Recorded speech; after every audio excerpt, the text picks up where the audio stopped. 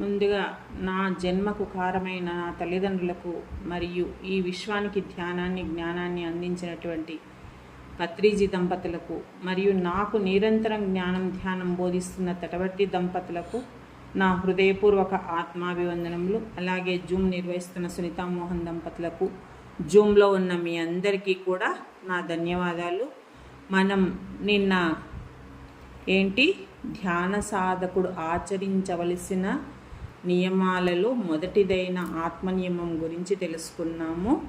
ఈరోజు సమయ నియమం గురించి తెలుసుకుందాం. ఈ సమయం నియమం అనేది కూడా చాలా చాలా ముఖ్యము. చూడండి, ఈ సృష్టిలో 84 లక్షల జీవరాశుల్లో ఈ సమయ పాలన ఎవరికి అవసరం అంటే ఒక మానవుడికే అవసరం. మిగతా ఏ దానికి కూడా అవసరం లేదన్నమాట. అందుకే ఈ సమయ పాలన గురించి మనం తెలుసుకుందాం. ధ్యాన సాధనలో నియమశీలత అత్యంత ప్రధానమైనది. అంటే నియమాలు అంటే ఇప్పుడు మనం చెప్పుకున్నాం కదా, నిన్న ఆత్మ నియమము, ఈరోజు సమయ నియమం. ఇవి చాలా ప్రధానమైనవి అన్నమాట. సాధకుడు అనుసరించవలసిన నియమాలలో ఈ సమయం నియమం కూడా చాలా ముఖ్యమైనది. సమయ నియమము అంటే ధ్యాన సాధనను ఒక నిర్ణయిత సమయంలో ప్రతిరోజు క్రమం తప్పకుండా ఆచరించడం. ధ్యానం ఎప్పుడో ఒకప్పుడు చేయడం కాకుండా నిర్ణీత సమయంలో నిర్ణయించుకొని చేయాలి అన్నమాట. దానినే పవిత్రంగా ఆధ్యాత్మిక కర్తవ్యంగా భావించి చేయడమే ఈ నియమం యొక్క సారాంశము. ఇప్పుడు మనం చెప్పుకుంటాం కదా, ప్రతిరోజు కూడా ఒక నియమం, ఒక సమయం అనుకొని ఆ సమయానికే చెయ్యాలి అని మన ధ్యాన మార్గంలోకి వచ్చిన మొదటి రోజే మనకు ఈ మాట చెప్తారు. మొదట 41 రోజు నీవు ఒకే సమయము, ఒకే స్థలము చూసుకొని కూర్చొని చెయ్యాలి అని చెప్తారు. అదే అలా అన్నమాట. ధ్యానం ఎప్పుడో ఒకప్పుడు చేయడం కాకుండా అలా చేయాలన్నమాట. మన జీవితం మొత్తం ఎలా ఉంటుంది అంటే కాలచక్రం మీద ఆధారంగా నడుస్తుంది. ప్రతి మానవుడి యొక్క జీవితము కాలచక్రం ప్రకారంగానే నడుస్తుంది. అంటే ప్రకృతిలో సూర్యోదయము, సూర్యాస్తమయము, ఇంకా ఋతువుల మార్పులు, ఇవన్నీ కూడా ఒక నియమిత సమయం ప్రకారమే జరుగుతుంటాయి. అంతే కదా, ఎండాకాలం 4 నెలలు, వానాకాలం, చలికాలం, ఋతువులు మారడం, ఇవన్నీ ఎలా జరుగుతున్నాయో మనకి అందరికీ తెలుసు. ధ్యాన సాధన కూడా సమయపాలన అనేది చాలా అవసరము. సమయపాలన ఉన్నప్పుడే ఫలితాలు కూడా స్పష్టంగా వస్తాయి. మీ అందరికీ ఇది అనుభవమే. 41 రోజు ఎవరైతే ఒకే సమయానికి చేశారో, ఒకే స్థలంలో కూర్చొని చేశారో దాని రిజల్ట్స్ పొందిండ్రు. అలా అన్నమాట. ఇంకా ఈ సమయం నియమం వల్ల ఏమవుతుంది అంటే సాధకునిలో క్రమశిక్షణ పెంపొందుతుంది. ఏంటి అంటే ఒకే సమయంలో ప్రతిరోజు ధ్యానం చెయ్యడం వల్ల ఏమవుతుంది, మనసు ఆ సమయానికి ధ్యానం చేయడానికి సిద్ధమవుతుంది. ధ్యాన స్థితికి ఇప్పుడు రోజు పొద్దున 4 గంటలకి ధ్యానం చేయాలి అనుకుంటే ఏమవుతుంది, రోజు ఆ టైంకి మనకి అలారం కొట్టినట్టు లేస్తూ ఉంటామన్నమాట. మొదట్లో మనసు చంచలంగా ఉండొచ్చు, కానీ రోజు మనం ఆ సమయాన్ని కనుక పాటించి సాధన చేస్తే కనుక కొంతకాలానికి ఏమవుతుంది, అదే సమయం వచ్చినప్పుడు అంతర్మదనంలో ప్రశాంతత వైపు మళ్ళడం ప్రారంభిస్తుంది. మనం రోజు ఒకే సమయానికి అలవాటు కనుక చేసుకుంటే ఆ సమయంలో మనకి లోపల నుంచి ఒక ప్రశాంతమైన మనసు అనిపిస్తుందన్నమాట. ఇది ఇలాగే అలవాటుగా చేసుకుంటే ఒక మానసిక అలవాటుగా మారుతుందన్నమాట. అలవాటు స్థిరపడ్డ తర్వాత ఏమవుతుంది? ధ్యానంలోకి సులభంగా ప్రవేశిస్తాము. ఎప్పుడైతే రోజు ఒకే సమయానికి ధ్యానం చేయడం ప్రారంభించడం అలవాటు చేసుకుంటామో అప్పుడు మన మనసు ప్రశాంతమైనప్పుడు ధ్యానం కూడా సులభంగా కుదురుతుంది. మనం ఇప్పుడు ధ్యానంలో కూర్చోబోతున్నామని మన మనసుకు మనం చెప్పుకుంటాం కాబట్టి అది అంటే ఆ సమయం వచ్చినప్పుడు మనం ఆటోమేటిక్గా చేసేస్తుంటాం అన్నమాట. కాబట్టి సమయ నియమం ధ్యానానికి కేవలం ఒక కార్యక్రమంగా కాకుండా జీవన శైలిగా మార్చుతుంది. ఇది బాగా మనం గుర్తుపెట్టుకోవాలన్నమాట. మనం ఏదో ఒకే సమయానికి చేయాలనుకున్న మన జీవన శైలి కూడా మారుతుందన్నమాట. ఇప్పుడు ఇంకా ధ్యానానికి ఏంటి అనుకూలమైన సమయము అంటే బ్రహ్మ ముహూర్తం అత్యుత్తమమైన సమయం. బ్రహ్మ ముహూర్తం అనేది మన గురువులు అదే చెప్తున్నారు. తటవర్తి సార్ వాళ్ళు ఏం చెప్తున్నారు? ఉదయం 4 గంటలకు చెయ్యండి అంటే ఈ బ్రహ్మ ముహూర్తం ఏంది అని చెప్పడానికి సూర్యోదయానికి 1.5 గంట ముందు ఉండే ఈ కాలము అంతే. సూర్యోదయానికి 1.5 గంట ముందు అంటే 4 గంటలకే అన్నమాట. అప్పుడు ఏమవుతుంది, ఎలా ఉంటుంది అంటే ప్రకృతిలో ప్రశాంతంగా ఉంటుంది అంతే కదా. ఎలాంటి శబ్దాలు ఉండవు, వాయు కాలుష్యం ఉండదు, శబ్ద కాలుష్యం ఉండదు, ఏ పొల్యూషను ఉండదు. మనం కూడా అంటే మన మనసు కూడా ఎలా ఉంటుంది, నిద్ర నుంచి లేచింటాం కాబట్టి మనసు కూడా తాజాగా ఉంటుంది. ఎలాంటి ఆలోచనలు ఉండవు కదా. ఉదయమంతా ఎన్నో ఆలోచనలు, పని ఒత్తిళ్ళు ఎన్నో ఉంటాయి. ఆ ఉదయం పూట ఏమవుతుంది, మంచి నిద్రలోంచి లేచినప్పుడు ఎలాంటి ఆలోచనలు ఉండాలి. ఎంటీ మైండ్, మన మెదడులో ఖాళీ మైండ్తో ఉంటాం కాబట్టి ధ్యానం కూడా ఎలా ఉంటుందంటే తొందరగా కుదురుతుంది. మనసు సులభంగా ధ్యానం మీద పెట్టగలుగుతామన్నమాట. ఈ సమయంలో చేసిన ధ్యానము మనసుపై గాఢమైన ప్రభావం చూపిస్తుందని యోగ శాస్త్రాలు వివరిస్తున్నాయి. అంటే ఈ మన ఎప్పటి నుంచో పురాణ అంటే ఋషుల కాలంలోంచి అనేక గురువులు అందరూ కూడా అదే సూచిస్తున్నారు. అంటే పొద్దున్న 4 గంటలప్పుడు చేసిందే అసలైన ధ్యానము అని. అందుకే మనకంతా గురువులు అదే ప్రోత్సహిస్తారు. ఏమని? ఉదయం లేచి ధ్యానం చెయ్యండి అని. మనకేమో ఒళ్ళు బద్ధకము, కానీ అలవాటు చేసుకోవాలి. సరే 1 గంట అయినా సరే చేయడం అలవాటు చేసుకోవాలి. అయితే ఈ ప్రస్తుత కాలంలో ప్రతి ఒక్కరి జీవిత విధానం ఒకే విధంగా ఉందా అంటే కాదు. ఎందుకంటే ఒకరొకరికి ఉద్యోగం రీత్యా రాత్రి వేళలు పని చేయవలసి ఉంటుంది. అంటే కొందరు నైట్ షిఫ్ట్ జాబులు చేస్తుంటారు, కొందరు మార్నింగ్ చేస్తుంటారు, మరి కొందరికి కుటుంబ బాధ్యతలు ఎక్కువగా ఉంటాయి. ఇలా రకరకాలుగా ఉంటాయి. మరి మాకు వీలు కాదు కదా, మమ్మల్ని బ్రహ్మముహూర్తంలో ధ్యానం చేయమంటే మేము ఎలా చేస్తాము అంటారు.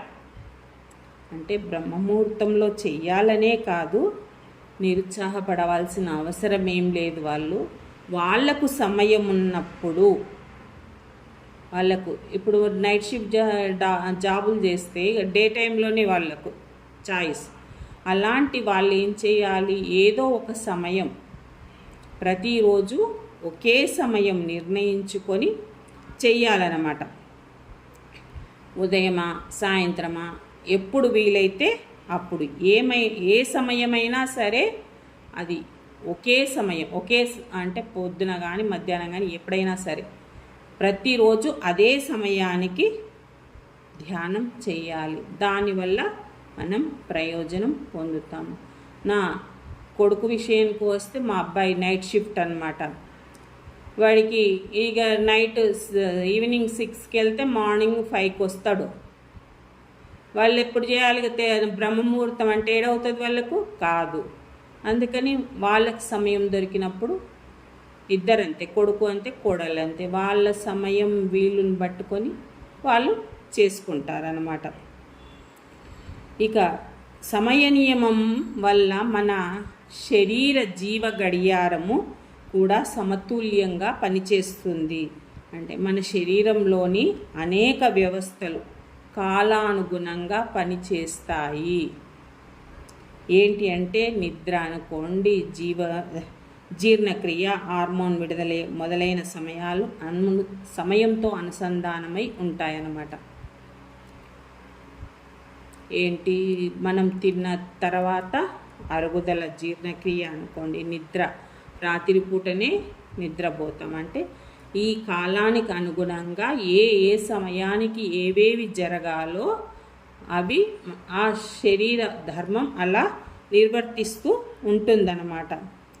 ఇక ధ్యానం కూడా ఒక నిర్ణీత సమయం జరగడం వల్ల శరీరము, మనస్సు ఆ సమయంలో విశ్రాంతి, ఏకాగ్రత మరియు అంతర్ముఖతకు అలవాటు పడతాయి.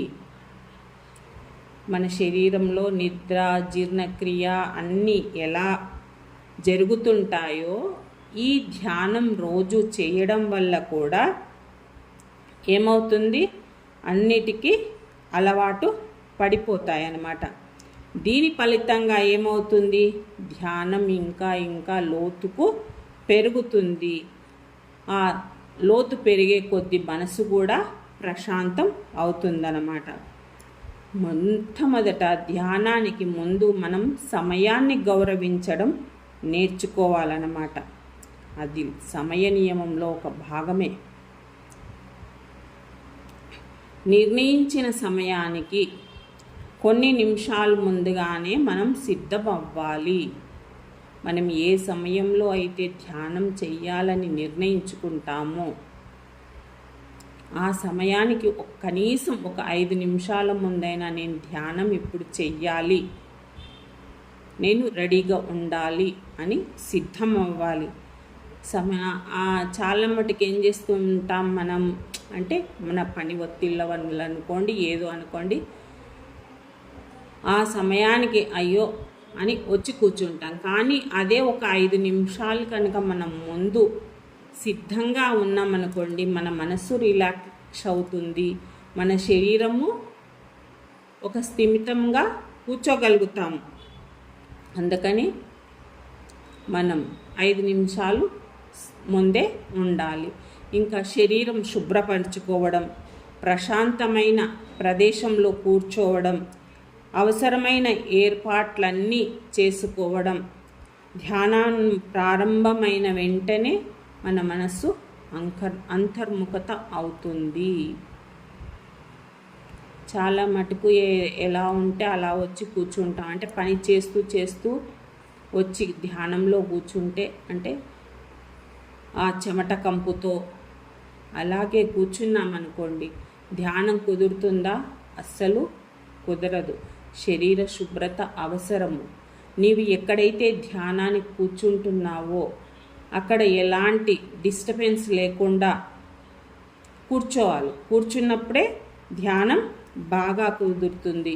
ఇంకా మనకి ఈ ధ్యానం చేసేటప్పుడు మనం రోజు చెప్పుకుంటూనే ఉంటాం, ధ్యానానికి ముందు కొన్ని నీళ్లు తాగండి, ధ్యానం తర్వాత కొన్ని నీళ్లు తాగండి అని. అలా నీళ్లు కూడా పక్కన పెట్టుకొని అన్నీ మనకి ఏదైతే అవసరం ఉందో అవన్నీ కూడా మనం ఎప్పుడైతే సిద్ధం చేసుకుంటామో అప్పుడు ఏమవుతుంది, మనసు అవన్నిటినీ గ్రహించి అంతర్ముఖం కావడాన్ని స్టార్ట్ అవుతుంది అన్నమాట. ఇంకా నిర్ణీత సమయం వచ్చిన తర్వాత ఇతర పనులను ఆపి ధ్యానంపైకి దృష్టి కేంద్రీకరించడం ద్వారా సాధన మరింత ప్రభావితంగా మారుతుంది. మనం ఆ సమయం వచ్చినప్పుడు అన్ని పనులు ఆపేసి చేయాలి. ఎప్పుడైతే అంటే మన మనసును అందుకు సిద్ధం చేసుకోవాలి అన్నమాట. నేను ఇప్పుడు ధ్యానం చేయాలి అంటే పనులున్నాయి, ఈ పని చేస్తా, ఆ పని చేస్తా, ఇలాంటివి కాకుండా నేను ఈ సమయం నుంచి ఈ సమయం ధ్యానం చేయాలనుకున్నాను అని అనుకున్నప్పుడు మన సాధన కూడా ఇంకా పెరుగుతుందన్నమాట. సమయ నియమం పాటించడంలో ప్రధాన అడ్డంకి ఏంటి అంటే ఆలస్యం చేసే స్వభావము. ఇదే చాలా చాలా పెద్ద అడ్డంకి. ఏంటి, ఈరోజు ఏదో పని పడింది, అబ్బా ఈరోజు ఒక 5 నిమిషాలే కదా, లేటుగా చేస్తే ఏమవుతుంది, రేపటి నుంచి చేస్తానులే. అంటే మొదట్లో నేను కూడా అట్లాగే ఉండేదాన్ని. నేను అంటే ఈ ధ్యాన మార్గంలోకి వచ్చినప్పుడు నేను టైలరింగ్ చేసేదాన్ని. ఈ ధ్యానం చేద్దాంలే, ఇదొక్క బ్లౌజ్ కుట్టేసి, లేదంటే ఎవరైనా వస్తే వాళ్ళతో మాట్లాడి, అంటే టైలరింగ్ కాబట్టి ఎంతోమంది వచ్చేవాళ్ళు కదా, వాళ్ళతో మాట్లాడి వాళ్ళని పంపించినాక చేద్దాంలే, ఈ ఒక్కరోజే కదా, ఇలా ఆలస్యం చేసేదాన్ని అన్నమాట. అనుకొని రేపటి నుంచి చేస్తాం కదా అని అంటే అది కాదు అన్నమాట. ఈ భావన వల్ల ఏమవుతుంది, అడ్డంకులు ఏర్పడతాయి. ఈరోజు అలా గడిచిపోయింది, రేపు కూడా ఎవరో ఒకరు వస్తారు, ఏదో ఒకటి పని ఉంటుంది, అప్పుడు ఏమవుతుంది, రేపు చేస్తాను, రేపు అనుకుంటూ నువ్వు చేయాల్సిన సమయం చెయ్యలేవు. అందుకని ఎప్పుడైతే నీవు ఒక సమయాన్ని నిర్ణయించుకున్నావో నిర్లక్ష్యం చేయకుండా ఆ సమయ పాలనను పాటించాలి. లేకుంటే ధ్యాన సాధన తగ్గే ప్రమాదం ఉంది. ఇప్పుడు మనకి జూమ్లో 3 నుంచి 4 ధ్యానం పెట్టుకున్నాం, సామూహిక ధ్యానం. అది కూడా తప్పనిసరిగా ఈ గంట సమయాన్ని మనం కేటాయించుకోవాలి ఈ ధ్యానానికి. సామూహిక ధ్యానం వల్ల ఎన్నో లాభాలు ఉన్నాయి, మనం తెలుసుకోవడం జరిగింది. ఇది ఒక్కరోజే కదా, ఈ ధ్యానంలో పాల్గొనకపోతే ఏమవుతుంది, రేపు పాల్గొంటానులే, రేపు ఏదో పని వస్తుంది, మళ్ళీ రేపు, ఇలా గడుస్తూ ఉంటే ఎంతో నష్టపోయేది మనమే అన్నమాట. ఏ చిన్న కారణం వచ్చినా మానుకుంటుంటారు, కానీ అలా మానుకోవడం వల్ల నష్టపోయేది ఎవరంటే మనమే. ఈ సామూహిక ధ్యానం అనేది దొరకదు. మనం చూడండి, మీరు ఇప్పుడు మీ ఇంటి చుట్టుపక్కల గనక ఎవరినైనా పిలుచుకొని చేయాలన్నా వస్తారా? పోనీ మీ ఇంట్లో మీరు కూర్చోండి, మా ఇంట్లో మేము కూర్చుంటాం, వీడియోలు ఆన్ చేసుకొని కూర్చుందామంటే ఎవరికన్నా వీలు అవుతుందా? కాదు, ఎవరికీ వీలు కాదు. నీకేమమ్మా నువ్వు బాగానే చెప్తావు, మా ఇంట్లో ఎవరు చేయాలి, ఇంకెన్నో మాటలు ఉంటాయి కదా. అందుకని మన గురువులు మన కోసమే కదా ఈ గురువులు పెట్టింది ఈ సమయాన్ని, దాన్ని సద్వినియోగపరచుకోవాలి. ఎప్పుడైతే సద్వినియోగపరచుకుంటామో అప్పుడు మనం ఎంతో లబ్ధి పొందుతాము. ఒక దేవుడి పూజను చేయాలంటే నువ్వు సమయం ఉదయం పుట్టినే చేయాలని ఎవరో చెప్పారనుకోండి, చేస్తారా లేదా?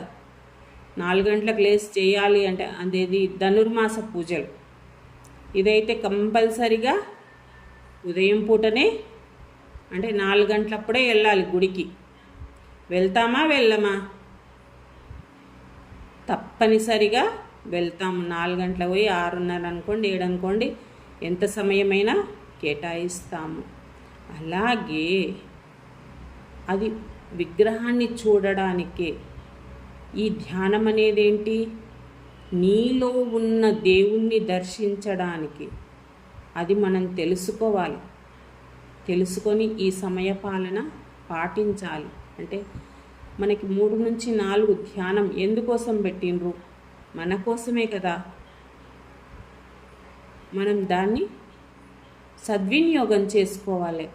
ఆ గుడికి వెళ్ళడానికి ఎట్లా ఒక వ్రతాన్ని పవిత్రంగా భావించి ఎలా వెళ్తున్నావో, వెళ్తే మంచిది అనే కదా వెళ్ళేది. ఆ ఉదయం పూట వెళ్ళి ఆ దర్శనం చేసుకొని ఆ ప్రదక్షిణలు చేస్తే ఎంతో పుణ్యం వస్తుంది అనే కదా మీరు చేసేది. అలాగే ఈ ధ్యానం కూడా, ఈ గంట ధ్యానం కూడా, అందులో ఇంకా సామూహిక ధ్యానం, ఎంతో శక్తిని పొందుతాము, ఆ భగవంతునికి ఇంకా చేరువవుతాము అని ఒక వ్రతంలా భావించి ఇందులో పాటించాలి, ఈ సమయ పాలనను పాటించాలి అన్నమాట. ఇక ఈ సమయ నియమం వల్ల మనలో సంకల్ప శక్తి పెరుగుతుంది. సంకల్ప శక్తి అనేది తెలుసు కదా, మనం ఏదైనా సంకల్పించుకుంటే అది సాధించే వరకు వదలము. కోరిక వేరే, మళ్ళీ సంకల్పం వేరే. సంకల్పం అంటే దానికోసం ప్రయత్నిస్తామన్నమాట. ఎప్పుడైతే ఈ సమయపాలన పాటిస్తుంటామో, అంటే మనం ఇప్పుడు ప్రతిరోజు అనుకున్నాం కదా 3 నుంచి 4 రోజు చేయడం వల్ల మనలో ఎంతో సంకల్ప శక్తి పెరుగుతుందన్నమాట. ఇక ప్రతిరోజు ఒకే సమయానికి ధ్యానం చెయ్యడం ద్వారా ఏమవుతుంది అంటే మనసు పైన ఆధిపత్యం సాధిస్తాడు ఈ మానవుడు. ఇది కూడా మనకి అనుభవం అవుతుంది.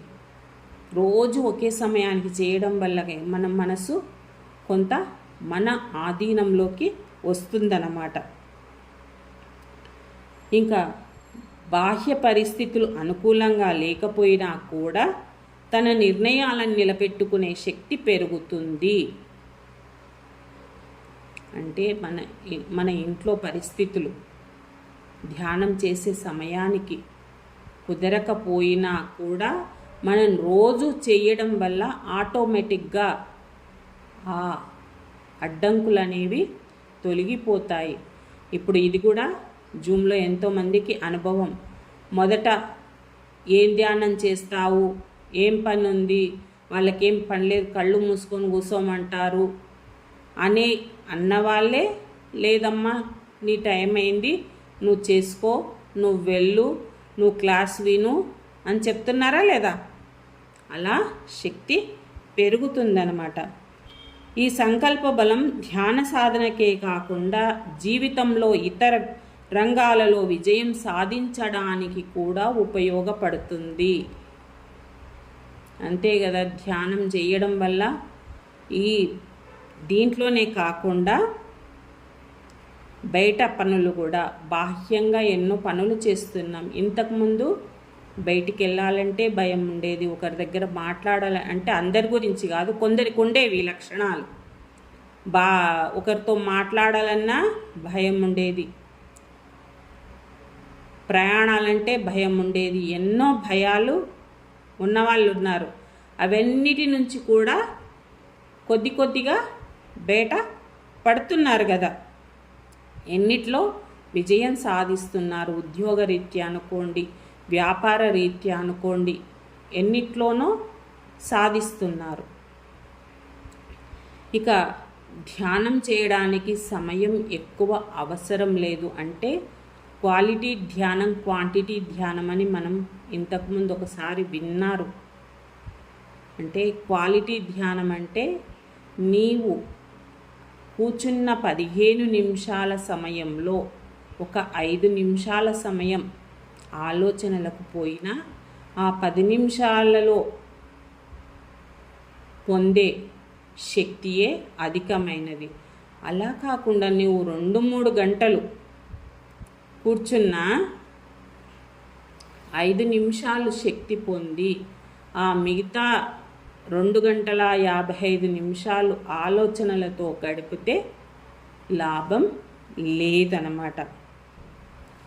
మనం కనుక సరి అయిన ధ్యానం చేస్తే, అంటే క్వాలిటీ ధ్యానం కనుక చేస్తే కొంత సమయమే సరిపోతుందన్నమాట.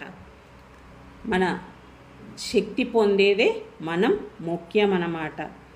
ప్రతిరోజు మనం ఆ కొద్ది సమయంలోనే అధిక శక్తిని పొందితే అప్పుడు ఎంతో శక్తిని పొందగలుగుతాము.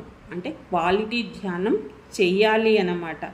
అలా క్వాలిటీ ధ్యానం చేయడం వల్ల ఎంతో ప్రయోజనం పొందుతామన్నమాట. ఇలా క్రమబద్ధంగా చేయడమే విజయంలోని ప్రధాన రహస్యం. అంటే నువ్వు క్వాలిటీ ధ్యానం చేస్తూ ఒకే సమయానికి చేస్తూ ఇవన్నీ కూడా ఎప్పుడైతే చేస్తావో అప్పుడు అదే నీ విజయానికి ప్రధాన రహస్యం అవుతుందన్నమాట. ఇంకా అలాగే సాయంత్రం పూట ధ్యానం కూడా ఎంతో ప్రయోజనకరమైనది. మరి ఇంతాకనేమో బ్రహ్మముహూర్తం అన్నారు, మళ్ళీ ఇప్పుడు సాయంత్రం ధ్యానం అంటున్నారు ఏంది అని అనుకోకండి. ఏంటి అంటే ఉదయం పూట చేసినప్పుడేమో మనసు ప్రశాంతంగా ఉంటుంది కదా, ఆ ప్రశాంతమైనప్పుడు శక్తిని అధికంగా తీసుకొని ఏం చేస్తాం, ఆ రోజు కార్యక్రమాలు అంటే ఉదయం నుంచి ఇప్పుడు జాబులు చేసే వాళ్ళకు జాబు ఒత్తిళ్ళు ఉంటాయి, కొందరికి ఇంట్లో పని ఒత్తిళ్ళు ఉంటాయి, వ్యాపారస్తులు వాటికి సంబంధించిన ఒత్తిళ్ళు ఉంటాయి. ఆ పొందిన శక్తి అంతా కూడా దానికి సరిపోతుంది. మరి సాయంత్రం ధ్యానం ఏంది అంటే పొద్దున్నుంచి మనం ఎన్నో పనులు చేసి మానసికంగా శారీరకంగా అలసిపోయి ఉంటాం, ఎన్నో ఆందోళనలకు గురి అవుతుంటాం, అలసటలకు గురి అవుతుంటాం. అవన్నీ తొలగించుకోవాలంటే ఈ ధ్యానం తప్పనిసరి. కొందరికి నిద్ర రాని వాళ్ళు ఉంటారు, కొందరికి ఎన్నో ఆటంకాలు ఉంటాయి. అవన్నిటికీ పులి స్టాప్ అంటే ఒక ధ్యానం ద్వారానే అన్నమాట. ధ్యానమే మనకు సహాయపడుతుంది, మంచి విశ్రాంతిని ఇస్తుంది. చూడండి, మనం బాగా అలసిపోయి ఉన్నప్పుడు ఒక పావు గంటనే సరి అయిన ధ్యానం చేస్తే ఎంతో శక్తిని పొందుతాం. మనసు చాలా ప్రశాంతంగా అనిపిస్తుంది అన్నమాట. అందుకని ఉదయం కానీ సాయంత్రం కానీ ఒక సమయంని కేటాయించుకొని ఆ సమయంలో తప్పనిసరిగా మనం కనుక ధ్యానం చేస్తే కనుక మన మనసు అన్నిటినీ సమస్థితిలో తీసుకునే స్థితి కూడా వస్తుంది అన్నమాట. మన మానసిక స్థితి అంతగా మెరుగుపడుతుంది అన్నమాట. ఇక ఈ సమయ నియమం అంటే కొందరు గడియారం చూసుకొని కూర్చుంటుంటారు, అంటే అలారం పెట్టుకుంటారు ధ్యానాన్ని కూర్చున్నప్పుడు. నేను ఈ సమయం నుంచి 1 నిమిషము ధ్యానాన్ని కూర్చునేటప్పుడు ఏం చేస్తారు, అలారం పెట్టుకుంటారు 1 గంట అయినాక లేవ్వాలి అని. ఇక ఎలా ఉంటుంది, ఆ అల్లారం ఎప్పుడు మోగుతుందా అనే దాని మీదనే ఉంటుంది, కానీ నీ మనసు శ్వాస మీద ఉండదు. ఇది కూడా కొందరికి అనుభవమే ఉండొచ్చు. అంటే స్టార్టింగ్లో మాకు 1 గంట సేపు చెప్పింది కదా, మరి 1 గంట ఎలా చేయాలి మేము అని అలారాలు పెట్టుకున్నప్పుడు ఏమవుతుంది, దాని మీదనే దృష్టి ఉంటుంది, కానీ మనకు శ్వాస మీద ఉండదు అన్నమాట. అలా కూర్చోకూడదు. కాలానికి గౌరవం ఇవ్వడం నేర్చుకోవాలి. సరే, మనం కూర్చున్నాము, మనకు అనిపించినంతసేపు కూర్చోవాలి. కొందరు కూర్చుంటే చూడండి, 1 గంట అనుకొని కూర్చుంటారు, 2-3 గంటలు కూడా గడిచిపోతుంది. అలా కూర్చోవాలన్నమాట. కాలానికి గౌరవం ఇవ్వడంతో పాటు జీవితంలో క్రమశిక్షణ కూడా అలవడుతుంది అన్నమాట. ఇవన్నీ కూడా ఆధ్యాత్మిక సాధనకు ప్రాధాన్యతని ఇవ్వడం అన్నమాట. ఎప్పుడైతే మనం ఇవన్నీ పాటిస్తామో ఇవన్నీ కూడా ఆధ్యాత్మిక సాధనకు ప్రాధాన్యతని ఇచ్చిన వాళ్ళమైతే. సమయం విలువైనదిగా భావించే వ్యక్తి సాధనలో వేగంగా పురోగమిస్తాడు. ఇది కూడా మనకి అనుభవం. ఎవరమైతే సమయానికి విలువ ఇస్తామో అంటే వాళ్ళన్నీ సమయ పాలన ప్రకారం చేస్తాడు. చాలామంది ఇళ్ళల్లో టైం టేబుల్ పెట్టుకుంటారు, ఈ సమయం నుంచి ఈ సమయం వరకు నేను ఈ పని చేయాలి. నేను కూడా రాసి పెట్టుకునేదాన్ని, కానీ ఇంకా నేను పాటించలేకపోతున్నా. నా బెడ్రూమ్లో కూడా ఒక బోర్డు ఉంటుంది, అన్నీ పెట్టుకుంటాను, కానీ ఇంకా అంతగా రాలేకపోతున్నా. అంటే మనం అలా సమయం అన్నీ కేటాయించుకోవాలి. ఈ సమయం నుంచి ఈ సమయం వరకు ధ్యానం చేస్తాను, ఈ సమయం వరకు కుటుంబ బాధ్యతలు నిర్వర్తిస్తాను, ఓ గంట స్వాధ్యాయం చేస్తాను. ఇలా మనం నిర్ణయించుకోవాలి. నిర్ణయించుకుంటేనే మనం ఏదైనా సాధించగలుగుతాం.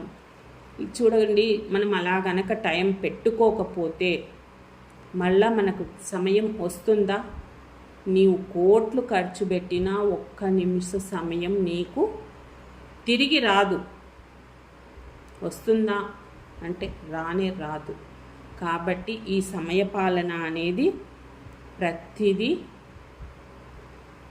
ప్రతి క్షణం సద్వినియోగం చేసుకోవాలన్నమాట.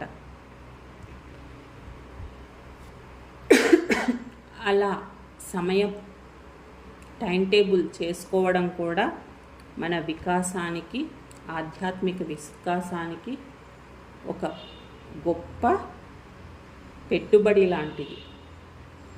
మనం టైం టేబుల్ సెట్ చేసుకొని ఆ సమయాన్ని సద్వినియోగం చేసుకుంటే అదే మనకు అంటే మనం స్వయంగా వికసించడానికి. అంటే ఇప్పుడు చూడండి, రోజు క్లాసులు వింటున్నాం, జ్ఞానాన్ని పొందుతున్నాం, మీ ఆత్మపరంగా మీరు కొద్దిగా వెదుగుతున్నారు. అంటే ఇదంతా కూడా కొంత పెట్టుబడి లాంటిదే కదా, అలా అన్నమాట. ఈ యోగశాస్త్రంలో ఏం చెప్పారు అంటే, సమయ నియమం మనసు తరంగాలను క్రమబద్ధం చేస్తుంది అని. సమయం నియమం మనసును తరంగాలను అంటే మనం ఈ సమయం నుంచి ఈ సమయము అని మనం కేటాయించుకున్నప్పుడు మన మనసును తరంగాలు అంటే తెలుసు కదా, వేవ్స్, వీటిని కూడా క్రమబద్ధం చేస్తుంది. ఒకే సమయంలో ధ్యానం చేయడం వల్ల ఆ సమయంలో మనసు సహజంగా ప్రశాంత స్థితిలోకి ప్రవేశించడానికి అలవాటు పడుతుంది. మనం ప్రతిరోజు ఇప్పుడు రోజు 3 గంటల నుంచి 4 గంటలకని ధ్యానం అనుకున్నాం కదా, మనకి ఆ సమయానికి ఏమవుతుంది, నేను ఈ సమయంలో ధ్యానం చెయ్యాలి, మనం ఇంతకుముందే చెప్పుకున్నాం. మన మనసు దానికి సిద్ధమై మన మనసు ప్రశాంతతకు దారి తీస్తుంది. అంటే మనలో ఎన్నో ఆలోచనలు ఉంటాయి పొద్దున్నుంచి. ఈ సమయం నేను ధ్యానాన్ని కేటాయించాను, నేను ధ్యానమే చెయ్యాలి అని అనుకున్నప్పుడు మన మనసు ప్రశాంతత వైపుకు దారి తీస్తుంది అన్నమాట.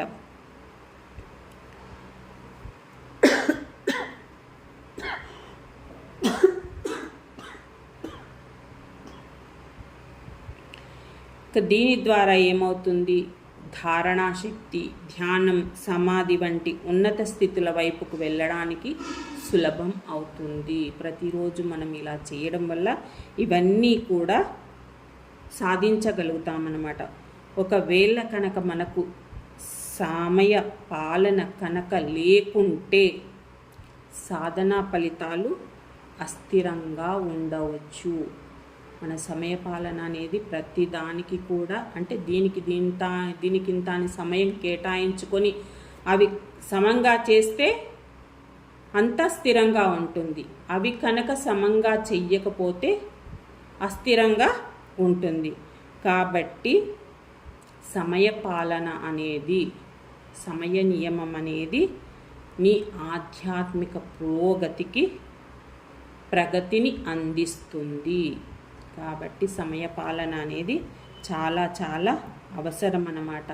ఇంకా ఈ సమయపాలన వల్ల కూడా ఏమవుతుంది, కుటుంబ జీవితంలో, మన కుటుంబంలో కూడా సానుకూల ప్రభావం చూపిస్తుంది. అంతే కదా, మా అమ్మ ఈ సమయానికి ధ్యానం చేస్తుంది అని తెలిసిపోతుంది పిల్లలకి. రోజు నువ్వు ఆ సమయంలో చేస్తున్నప్పుడు ఆ సమయం మనకి వాళ్ళు కేటాయిస్తారు. అంతలోపు ఏదన్నా అడిగేదున్నా, చెప్పేదున్నా, చేసేదున్నా అన్నీ చేపించుకుంటారు. మనము చేస్తాము, వాళ్ళకు అవసరం ఉన్నాయి వాళ్ళు చేసుకొని సానుకూలంగా అమ్మ ఈ సమయం చేస్తుంది కాబట్టి మనం ఇంతలోపే ఏదన్నా అడిగేది ఉన్నా అడగాలి, చేపించుకునేది అని చేపించుకొని అలా ఉంటుందన్నమాట. ఇంకా దీనివల్ల అంటే ఈ సమయ పాలన వల్ల సాధకులు కూడా సమయానుసారం వాళ్ళ పనులను నిర్వర్తించుకోవడం నేర్చుకుంటారు. ఇంకా మనకు రోజు అలవాటు అవుతుంది కదా, నేను ఈ టైం నుంచి ఈ టైం ధ్యానం చేయాలి అని అనుకున్నాను, ఈలోపే ఏం చేసేది ఉన్నా అది చేసేయాలని రోజు అలవాటుగా చేసుకుంటారు. ఆ సమయానికి కూర్చునే విధంగా నిర్వర్తించుకుంటారనమాట. ఇంకా అలా చేయడం వల్ల మన కుటుంబ సభ్యులు కూడా మనని ఎంతో గౌరవించడం నేర్చుకుంటారు. మనం ఒక్క ధ్యానం చేస్తుంటే మన కుటుంబ సభ్యులు కూడా మారుతారు. మా అమ్మ ఈ సమయానికి ధ్యానం చేస్తుంది, మా ఆవిడ ఈ సమయానికి ధ్యానం చేస్తుంది, ఆమె సమయం ఆమెకు కేటాయించాలి, తనను ఇబ్బంది పెట్టకూడదు, తనని డిస్టర్బ్ చేయకూడదు అని గౌరవంగా ఉంచుతారనమాట. దాని ద్వారా ఏమవుతుంది, నీ ధ్యానానికి అనుకూలత ఏర్పడుతుంది అన్నమాట. అంతే కదా, వాళ్ళు సమయం ఇచ్చినప్పుడు మనం ప్రశాంతంగా ధ్యానం చేసుకుంటాం, లేకుంటే చేసుకోగలుగుతామా, ఇది ఎక్కడ గోల్రా దేవుడా అన్నట్టు ఉంటుందన్నమాట. మన సమయ పాలన వల్ల మనలో సమర్థత పెరుగుతుంది, అనవసరమైన ఆందోళనలు కూడా తగ్గుతాయి. మనం అన్ని సమయానికి చేస్తూ ఉన్నప్పుడు అనవసరమైన ఆలోచనలు కూడా ఉండవు. ఏ పని చేయాలన్నా ఈ సమయానికి నేను ఈ పని చేయాలని అనుకున్నప్పుడు ఆ సమయానికి చేసేసినప్పుడు ఎలాంటి ఆలోచనలు ఉండవు కదా. అందుకని సమయపాలన అనేది చాలా చాలా ముఖ్యం. ఈ ధ్యాన సాధకుని విజయానికి ఈ సమయపాలన అనేది ఒక బలమైన పునాది అన్నమాట. ఇంటికి పునాది ఎలాగో ఈ ధ్యాన సాధకుడికి ఈ సమయపాలన అనేది కూడా ఒక పునాది లాంటిది. చూడండి, స్థలం ఎంత ముఖ్యమో, ఆసనం ఎంత ముఖ్యమో, సమయపాలన కూడా అంతే అవసరం.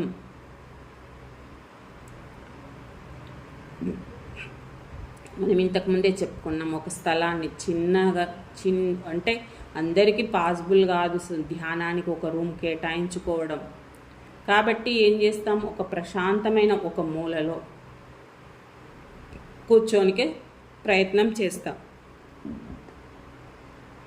అక్కడ ఎలాంటి డిస్టర్బెన్స్ లేకుండా ఉండే విధంగా చూసుకుంటాం. అలాగే ఆసనం అంటే శీర్షాసనం, ఎన్నో ఆసనాలు ఉన్నాయి, అవన్నీ కాదు. మన బాడీ ఏ విధంగా కూర్చుంటే కంఫర్ట్గా ఉంటుందో ఆ విధంగా కూర్చోవడం అది అంతే ముఖ్యం. దాంతోపాటు ఈ సమయ పాలన కూడా అంతే ముఖ్యం అన్నమాట. మనం ఏ సమయమైతే నిర్ణయించుకున్నామో ఆ సమయంలో భక్తితో, శ్రద్ధతో, క్రమశిక్షణతో ధ్యాన సాధన కనుక చేస్తే ఎంతో వేగవంతం అవుతుందన్నమాట. ఆ వేగవంతం కావడం వల్ల నీలో ఎంతో ఏకాగ్రత పెరుగుతుంది, ఆత్మవిశ్వాసం బలపడుతుంది, ఆధ్యాత్మికంగా ఇంకా ఎంతో ముందుకు వెళుతావన్నమాట. అందువలన ధ్యాన సాధకుడు సమయ నియమాన్ని తన జీవితంలో ఒక భాగంగా చేసుకోవాలి. ఓకే ఫ్రెండ్స్, మీ విలువైన సమయాన్ని ఇచ్చినందుకు మీ అందరికీ ధన్యవాదాలు. Thank you.